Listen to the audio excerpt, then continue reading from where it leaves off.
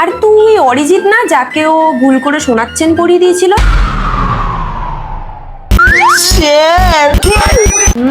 বিরিয়ানিতে এলাচটা তো ভালোই পড়েছে।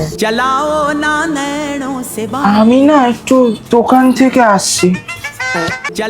বেরিয়ে যাচ্ছে। আর সেদিন থেকে ওর অবস্থা শুনলে তুই হাসবি, কিন্তু এই ইডিয়েটটা কিভাবে প্রপোজ করতে হয় সেটাই জানে না। সম্পূর্ণ প্লিজ। এই তুই চুপ কর তো, না বললে পরে তুই নিজেই আফসোস করবি।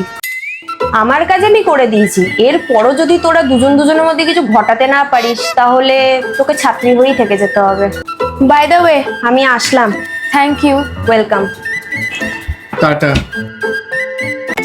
অ্যাকচুয়ালি সেদিন থেকে বড্ড চাপে ছিলাম, চেনটা তোকে পড়াতে গিয়ে ভুল করে অরিজিৎকে পরিয়ে দিয়েছিলাম। আর থাক ওই পুরোনো চেনের গল্প, আর এমনিও তো আজকে চেনটা পরে আসুনি। না মানে বাট আমি একটা গিফট এনেছি তোর জন্য। পুতুল? আর কি বলি, উত্তরটা আশা করি পেয়েই গেছিস। আজ আসি।